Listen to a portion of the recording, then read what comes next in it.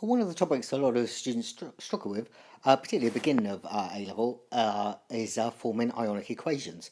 But as long as you know a few simple rules, they're actually quite straightforward, and they're supposed to simplify chemistry for us rather than make it more difficult. So let's go through this and try and work it out. So, as you'll know, when you dissolve an ionic compound, the ions will separate to produce a solution.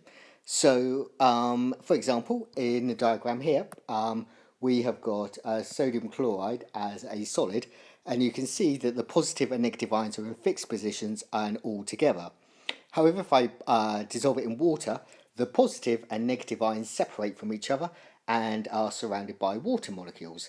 And therefore, the sodium chloride will dissolve in water and the ions are released. This also occurs for some covalent substances as well. One of the most important one is hydrogen chloride and another is sulfuric acid. Both hydrogen chloride and sulfuric acid are covalent, but they dissolve in water to produce solutions.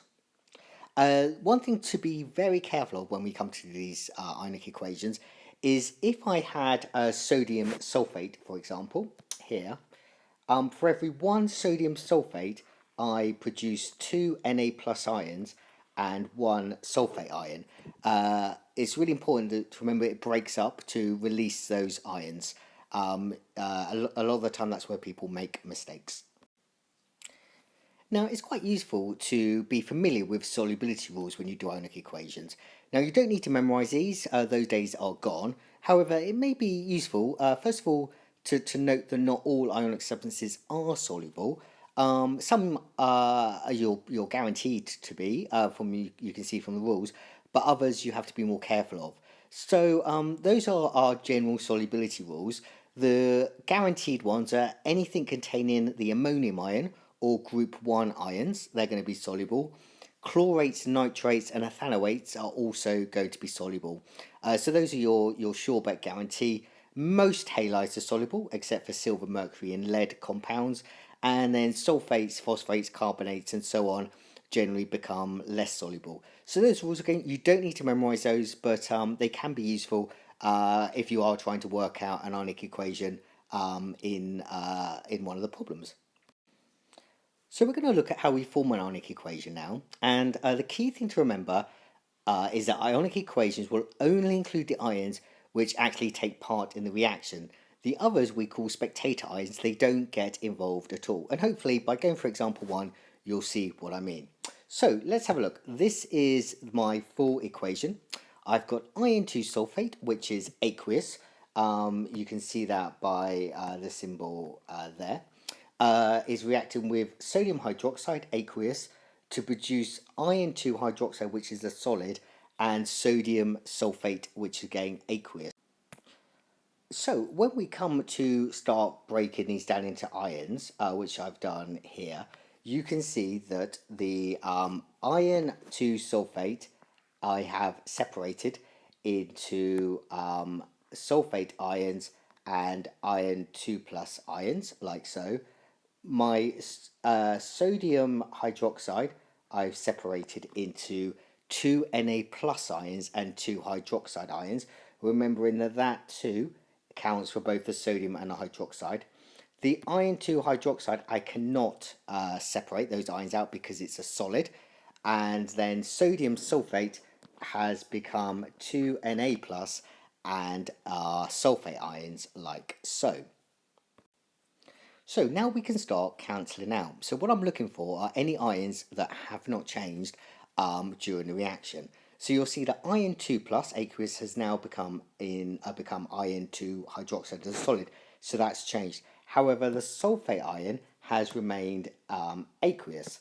SO42 minus aqueous, SO42 minus aqueous. The same, my 2Na plus ions have again not done anything, they've just remained in solution, but my hydroxide ions have reacted with the iron. So my final equation becomes that one. Fe2 plus aqueous plus 2 hydroxide ions, aqueous becomes iron 2 hydroxide solid.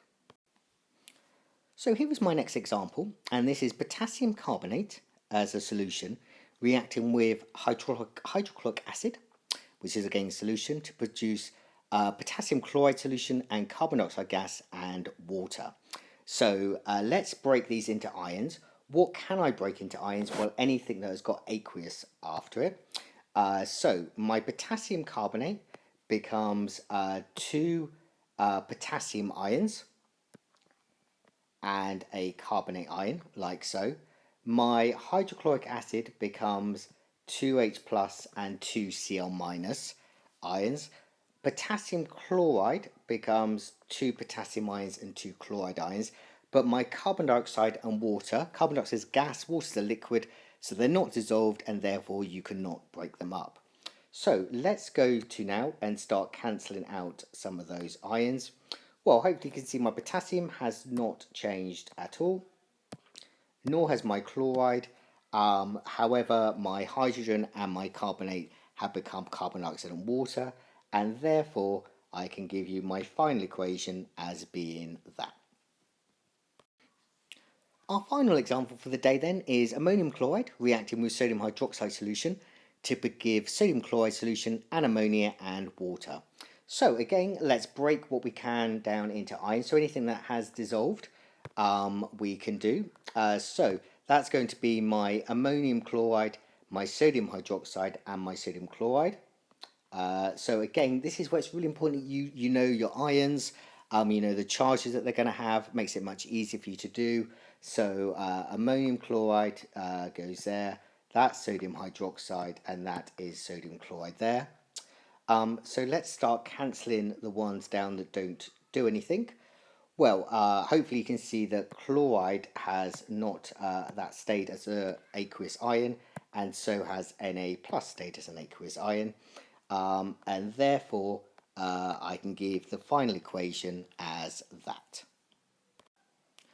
So the key thing to know, to remember, is break anything that's aqueous into its component ions, but you do need to be familiar, particularly with things like ammonium, and the sulfate ion, nitrate ion, and so on, so that you keep those together. You can't start breaking sulfate down into sulfur ions and oxygen ions. Sulfate remains as SO4 2 minus. Okay, so we'll do some practice questions in the next section.